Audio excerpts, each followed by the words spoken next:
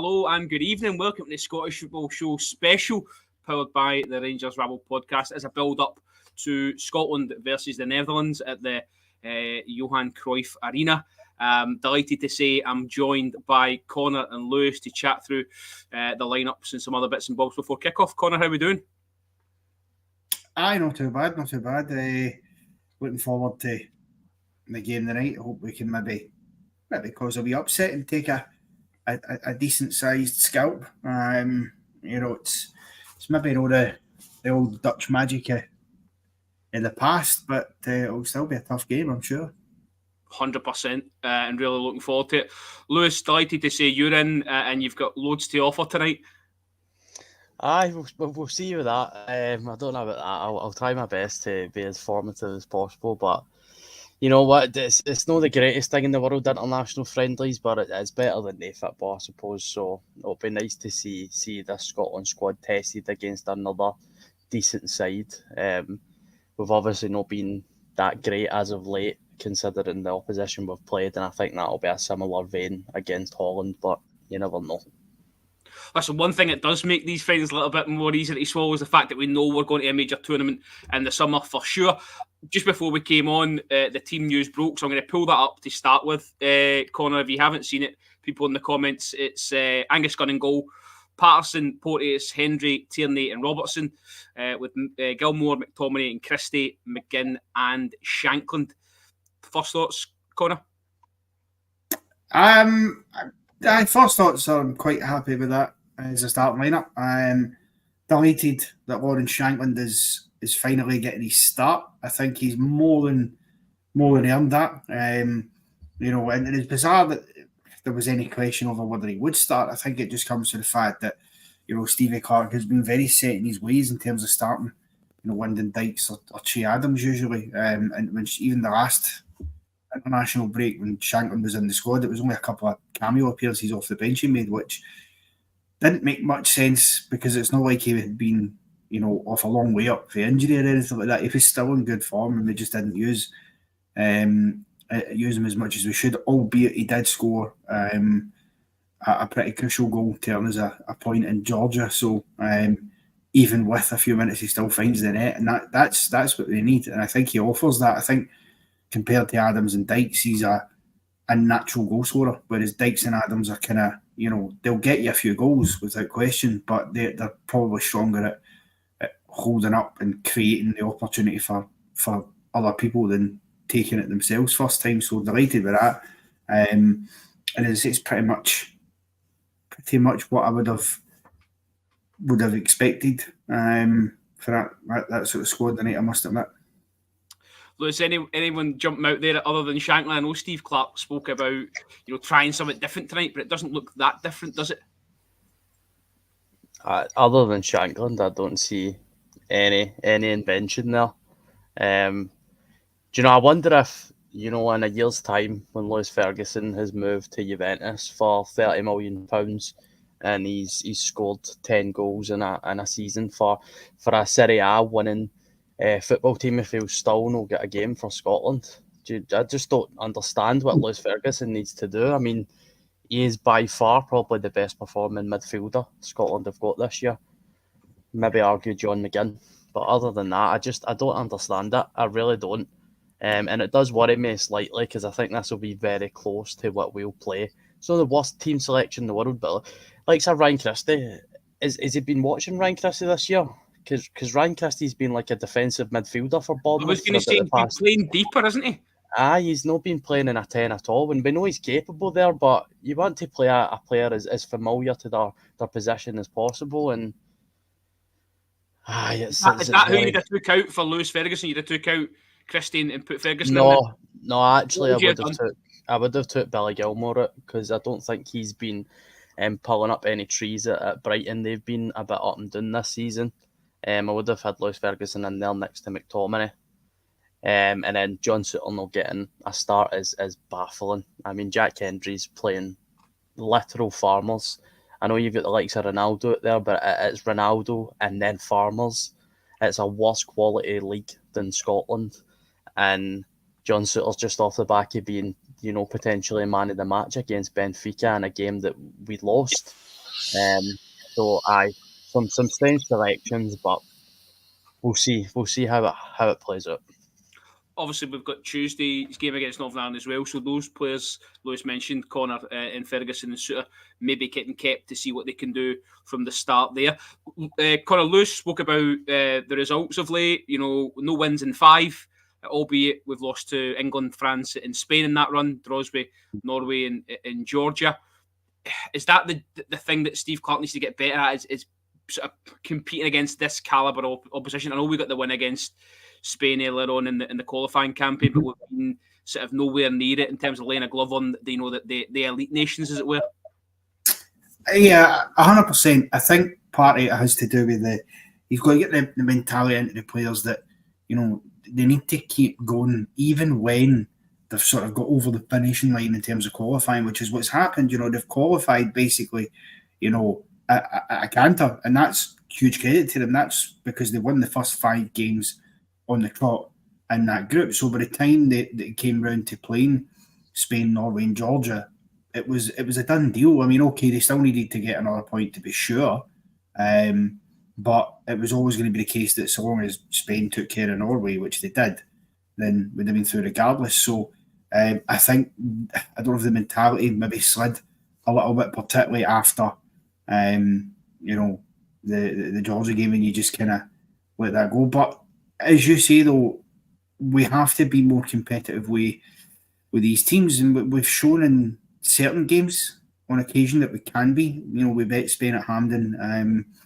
We were clearly the better team in that day. We went away to Oslo and turned that around from what was a fairly poor performance for 80 minutes, 85 minutes, and then we sprung up with a 5-minute spell to nick it, and so we've got to do that. I think obviously you look at England and like admitting it as a proud Scotsman, but England at this moment in time are streets ahead of us. We can't kid ourselves here that we were realistically going to be able to go and beat them. What we should have been able to do.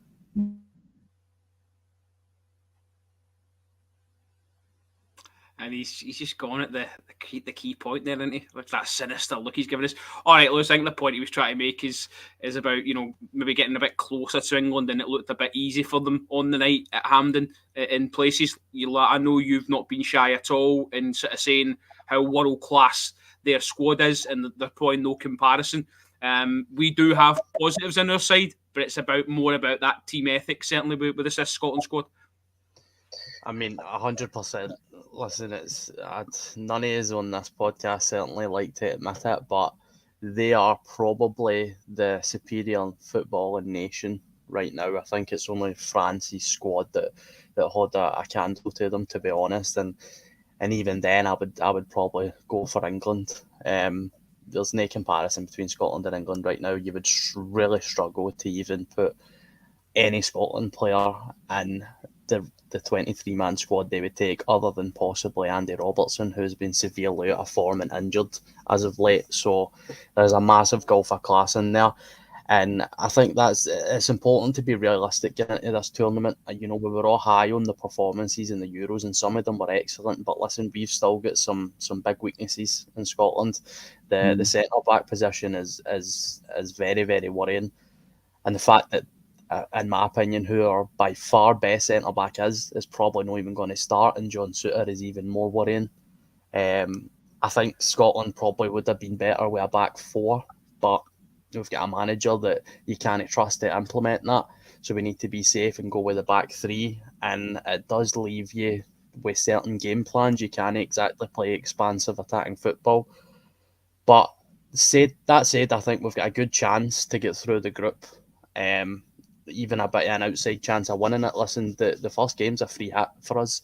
There's absolutely no pressure in Scotland. It's the opening game against the host nation, who have been underperforming serially since they won the World Cup themselves. So free hit, we'll see what happens. And I think for Scotland it would be try and get out the group for the first time. That would be a massive, massive achievement.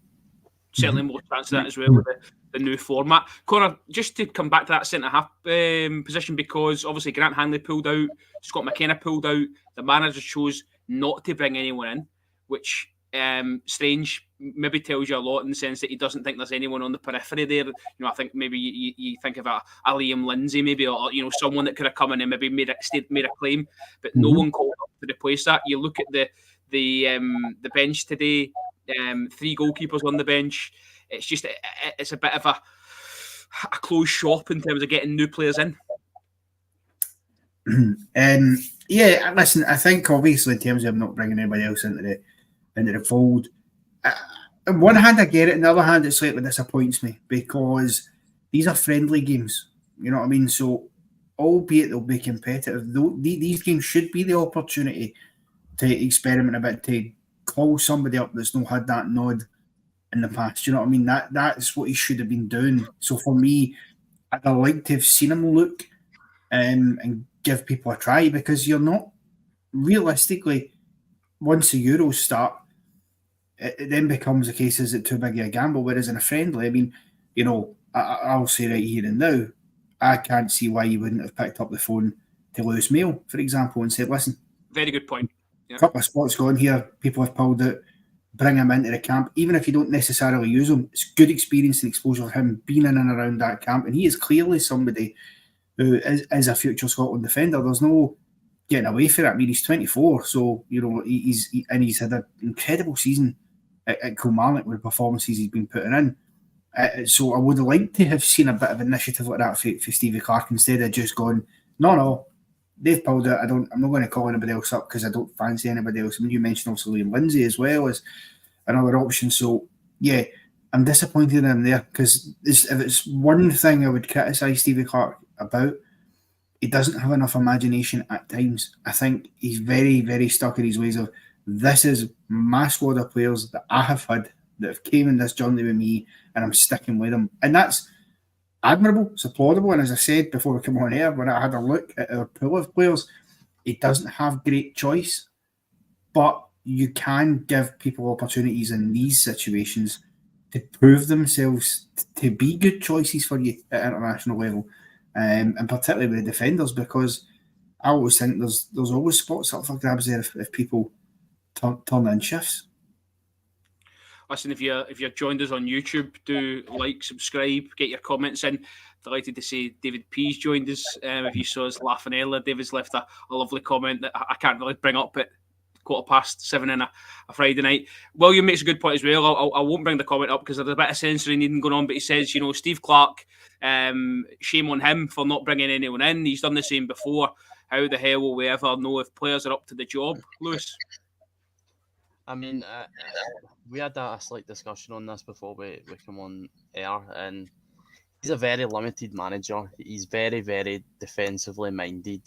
He's very negative. I think he's very uneducated in a overall footballing sense, Steve Clarke, because there is absolutely no excuse that Ryan Gold still has 0 Scotland caps to his name.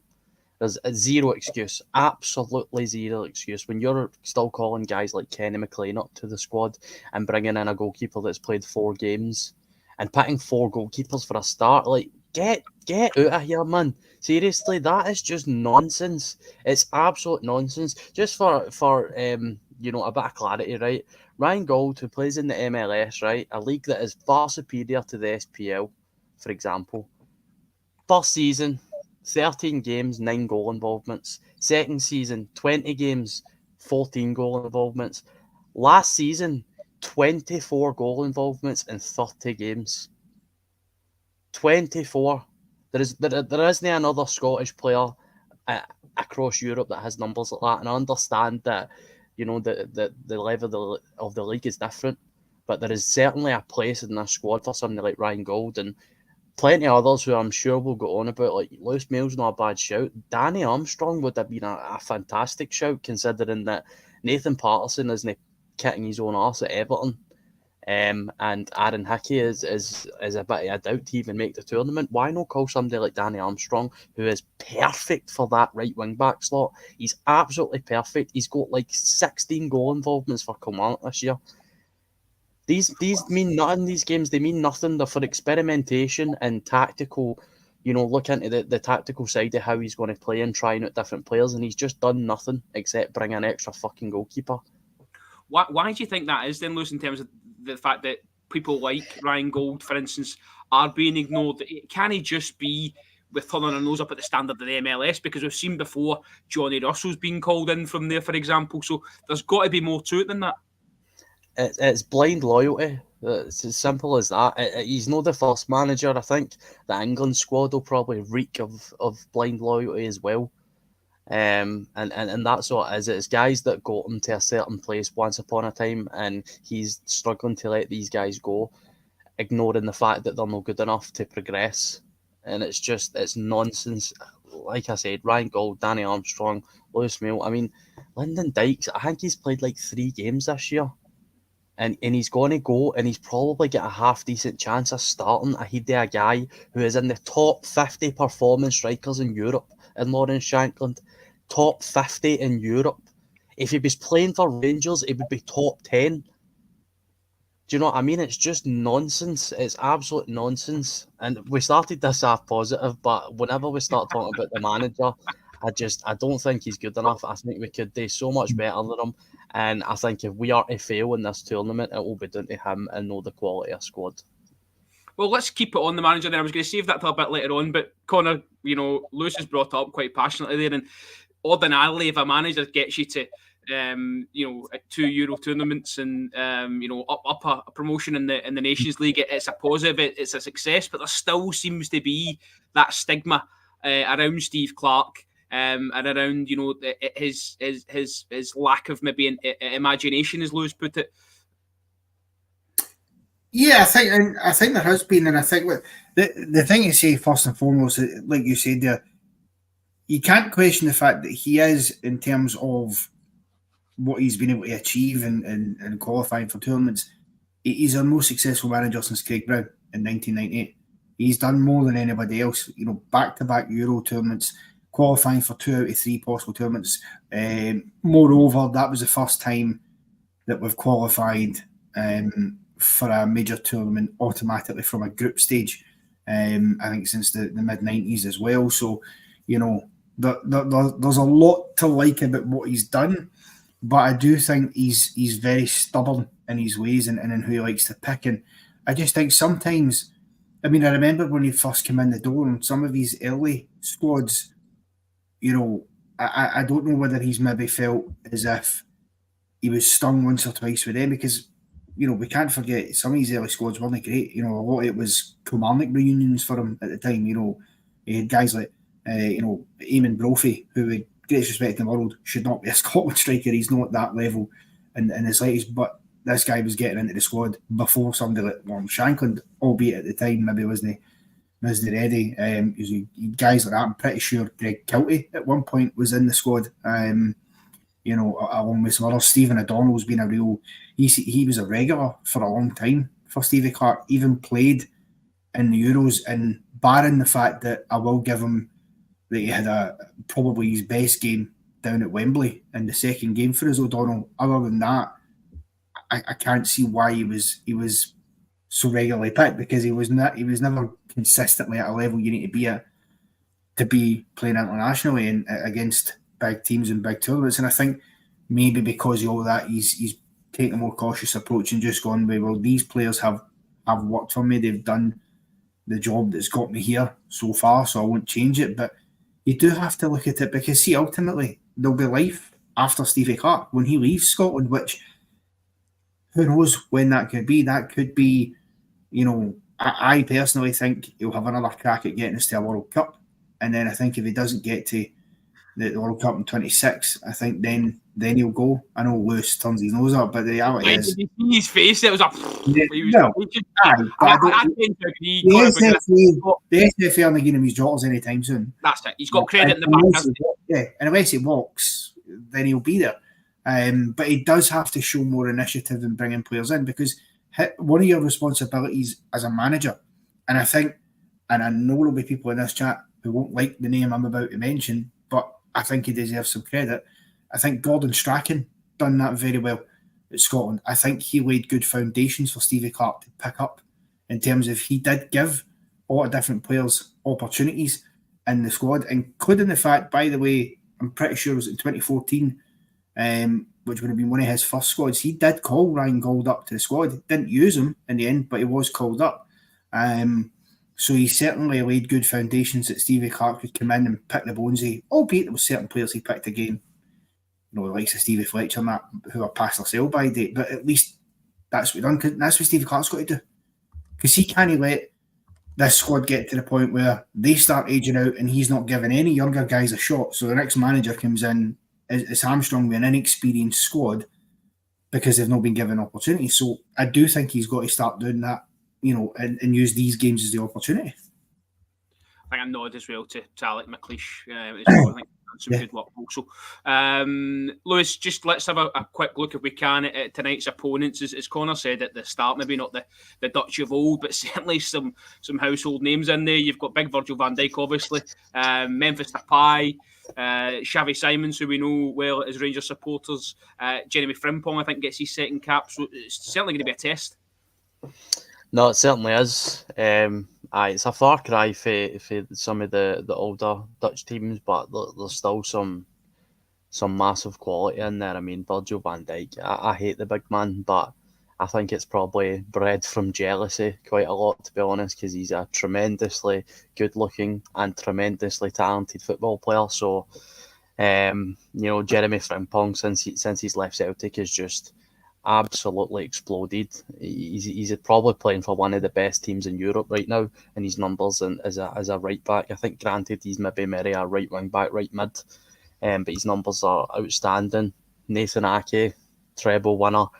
Cody Gakpo, Liverpool, Memphis Depay, Atletico Madrid, and Xavi Simons is probably one of the biggest talents in Europe. So it's going to be a difficult test, but I think it's the type of team that Scotland could get some success, because the Dutch have never been famed for being, into the physical battle too much, and that starting 11 certainly doesn't look like it. So we'll see. I think Lawrence Shankland might have a hard night, but it'll be a test of how good he is. So I'm excited to see some of the performances against a very, very good opposition.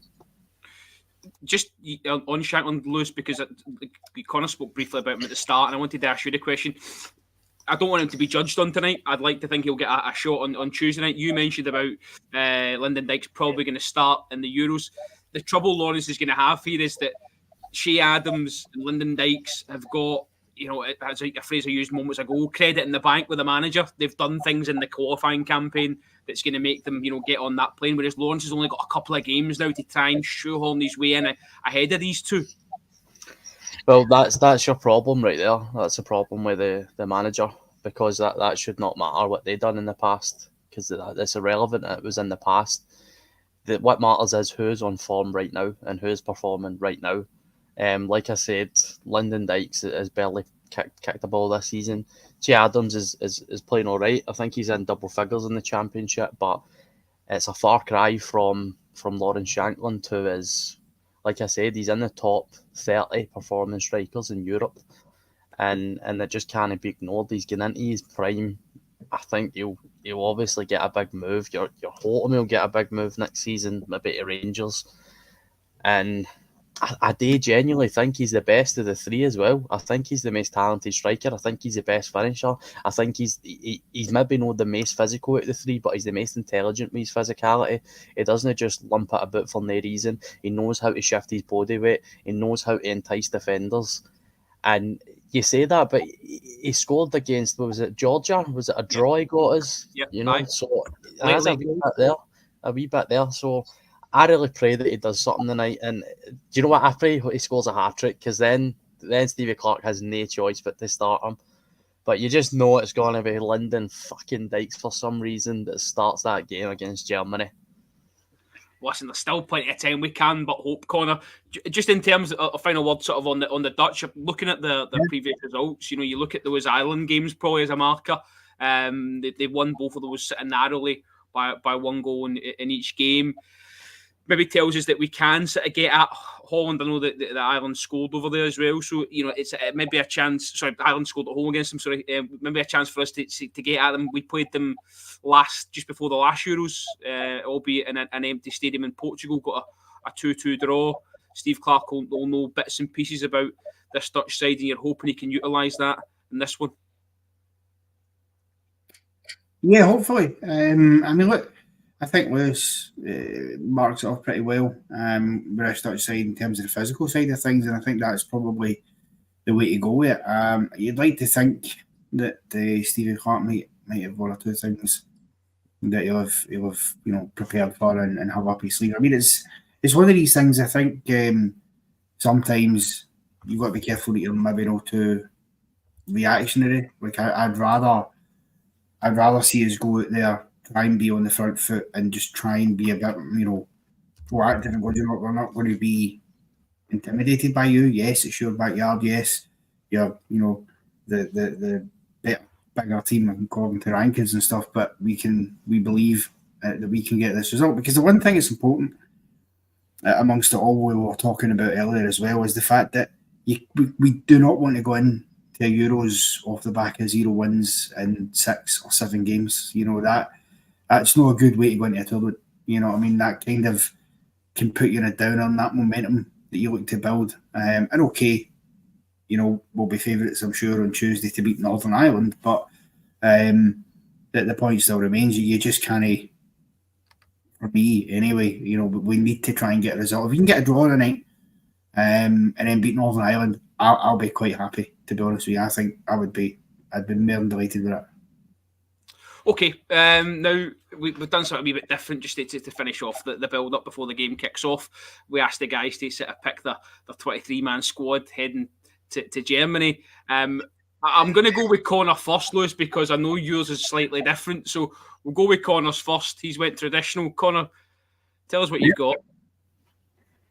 Well, like you say, I have went pretty traditional. For all the talk about Steve Clarke and giving new players a go and stuff, I've went with the more, I think, sensible approach in terms of the team I would take, because I think it's the team that would probably, be close to it, although I have made 2 tweaks. So my goalkeepers, I've gone for Xander Clark, Craig Gordon and Angus Gunn. To be clear, Angus Gunn would be my starting goalkeeper. Simply because he won't, or he will. He would be. He would be. I nearly fell off my seat. No, because he's been playing. He's been the main man for us. Yes, Craig Gordon's back. I understand that, and the reason he's in the squad is for that experience and the fact that he's, I think, probably tail end his career now. So I think he deserves to get to that one final tournament with us, even if he isn't the number one keeper. And Xander Clark speaks himself to a good season. In terms of my defenders, again, it's not much different to what we'll probably see. We've got Tierney, Robertson, John Suter, Nathan Patterson, Scott McKenna, Jack Hendry, Greg Taylor, and Lewis Mail, who I'd throw in there. You can argue about it being a gamble to do it with a major tournament. See the point I made earlier. This is why you should get an opportunity in these games. But I just feel like he's earned it. He really has. And with all due respect to him, I'm quite sick to the back teeth. The guys like Liam Cooper just getting into the squad when I don't see what they've done to merit it. I know he's obviously at Leeds still, I think. So you can argue, well, he's down there, probably a Premier League player next year. I get that, but in terms of a Scotland jersey, can anybody actually say Liam Cooper has done anything of note for us in a Scotland? No. So Mail would be in there all day long. My midfielders, again, not much change. I've gone Callum McGregor, Scott McTominay, Elliot Anderson, John McGinn, Billy Gilmore, Lewis Ferguson, Ryan Christie, and James Forrest.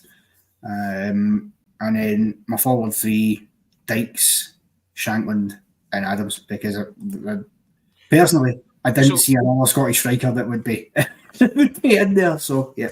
So, Elliot Anderson, you went for him. Is that your Newcastle bias showing there, or the fact that you think he can sneak in?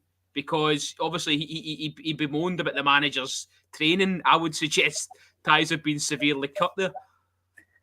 Well, it's a bit of both, because I think I understand the raised eyebrows and people thinking, well, he can argue bemoaned that. I mean, look, I think it's undeniable that Elliot Anderson is an up-and-coming talent. There's no getting away from that fact. He has been injured for a while there. He's just came back into the Newcastle squad and made a few appearances there, and I think you'll see more of him as the tail end of the season goes on, particularly with the injuries Newcastle's got. So, I think he's more than proven. He's capable. Yes, the severed ties thing's a fair point.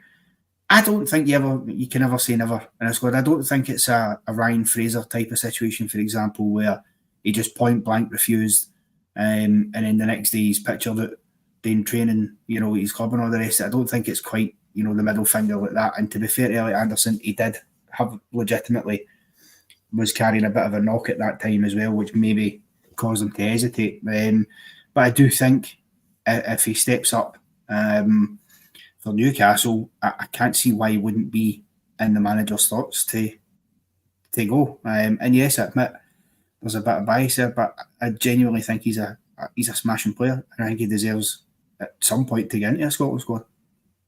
Okay, over to you, Lewis. I can see you flicking between all your spreadsheets there, or you've been waiting patiently, so we're ready for you.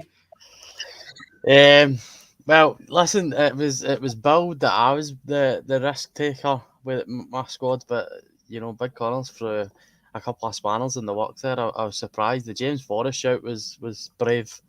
James Forrest is a brilliant player, but I don't know about that one. Anyway, did you have James Forrest in there? Yeah. Oh, I missed it. Absolutely missed it. Okay. Just to let me clarify, if James Forrest is fully fit, the levels of experience he's got, and you can't deny that in a Scotland jersey, at one point before John McGinn basically took the mantle for him, James Forrest was the biggest threat in terms of goal scoring at one point.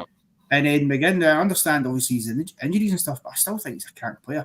And I just feel as if, again, he's another player who it could possibly be the last time he'll get the opportunity to go to a tournament. So that and the experience and the fact I do think he's good enough. Why not? I mean, who are you going to put in there? I mean, for me personally, I've taken Kenny McLean to put him in, and I think I'd tell him any day. Fair enough. Right, so goalies, I mean, the exact same. First, second, and third choice in this order would be Angus Gunn, Xander Clarke, and Craig Gordon. In terms of defenders, just because of the fact that we play, the three centre backs and the two wing backs, I've actually took 9 defenders, which is roughly about 2 each position. So I've obviously went Andy Robertson, Aaron Hickey for the left backs, Nathan Patterson, and I've went for Danny Armstrong because like I said, I think he's absolutely perfect for that role. I don't think he's going to get picked. I think if there was a chance, he would have been in this squad. His numbers are undeniable, and at his age, I think it would have been nice to see somebody like this in the squad, but it's probably unlikely. In terms of the centre backs, I've went Suter, Kieran Tierney, Ryan Porteous, Jack Hendry, and Scott McKenna. Midfield, Lewis Ferguson, Callum McGregor, who, in my opinion, would be the 2 deeper lying midfielders.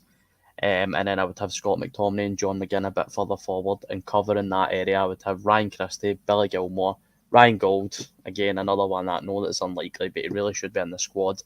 And my bias is going to kick in here because I would have Ryan Jack. And I think that's very dependent on how much he plays the remainder of the season for Rangers. But in terms of quality, I think Ryan Jack should be in there ahead of, at least 2 midfielders that are currently in the squad. And then the strikers, there's nothing much more you can do here. It's Lauren Shanklin first choice, Che Adams second choice, and Lyndon Dykes, unfortunately, third choice. Just on Danny Armstrong, that's what we thought there. Do you think it's the trouble with him as he's playing for a Kilmarnock? I know obviously we've got Shanklin playing for Hearts, but none of the other sort of provincial Scottish clubs are in the squad. All the guys are either, playing for Celtic or, English teams.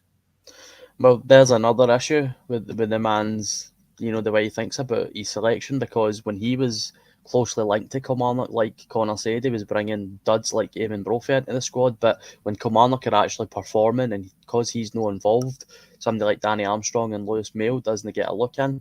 And even young David Watson has been an outstanding form this year, but he'll continue to pick somebody like Kenny McLean, who is a tidy footballer, but he doesn't do much other than control a game, and he's 32 years of age. There's just no need. He's not going to get anywhere near the starting berth. So why have somebody like that in other than a Danny Armstrong or a Lewis Mayo or somebody just to have a bit of excitement, no seeing the same faces? But are you saying, so just because you've confused me a bit, have you got Danny Armstrong in as a defender? as a right wing back. He's been listening, Connor. He's been shouting about him as a right wing back all season. And to be fair, I heard somebody on another podcast I was listening to speaking about him as a right wing back as well. So I think there maybe is a point for that. He does work back. When Kilmarnock play the 3 or the 5 system, Danny Armstrong is a right wing back. Right, and right. Scotland play a right wing back. We don't play a right back. And my argument is for Danny Armstrong. When I said about bringing him to Rangers as well, I think he could possibly be turned into a bit of an offensive fullback because he's quite an aggressive player. He's good physically. I don't think he would be the worst in that position, and certainly at right wing back he'll do a job. And like I said, his delivery as well. Oof. Exactly, it's second to none. I mean, it might even be second to none in the SPL. To be honest with you, just one name I want to throw at you both quickly before we call it a day. There is Ryan Hardy. Is he unlucky to not even be in the conversation in terms of strikers if we're only taking 3, Connor?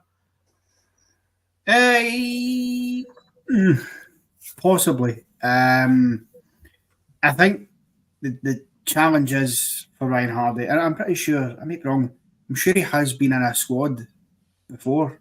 I don't think he played, but he's been in a squad. I just don't think, I don't see him at that level. I think Che Adams and Lyndon Dykes have got the experience for what you need. They've played in the last tournament. They've been a solid hand for us. Without question, and Lawrence Shankland, his record speaks for himself, and I just don't think Hardy's necessarily got that to his name. That's not to say that he isn't a decent striker. And certainly, if you were taking 4 strikers, you'd have him in there over Jacob Brown any day. Because he's always been a weird anomaly to me, Jacob Brown. He seems to be in the squads and made a few appearances, and I can't really figure out why. Because he plays at Luton, but I haven't seen him do anything at Luton really this season. I think he's got 1 or 2 goals maybe, but he's not earlier on the season, didn't he? Yeah, but he's not their main striker. That's Carlton Morris, I'm pretty sure, is the main sort of big man they have up front. So it was that, because I remember the first time I seen him in the squad, and I was like, who the fuck's Jacob Brown? Excuse me, I didn't recognise him. I think he was at Stoke when he first came into the team. So look, he's another one I'm sure up and coming in that, and you might see in the future, but certainly if I was taking 4 strikers, I would have Hardy probably as my 4th striker. Okay, Lewis, quick prediction. By the way, Ryan Hardy should be in the squad over Lyndon Dykes. He's had 12 goals in the Championship this season. I didn't even realise that, so another nonsense pick. Predictions, I will go 2-1 Scotland with Lawrence Shankland as the first goal scorer. I need to pull you up, Lewis. Why should Hardy be in over Lyndon Dykes? Because he's performing better at the same fucking standard of football for a lesser team. Lyndon Dykes has got 4 goals. He's froze.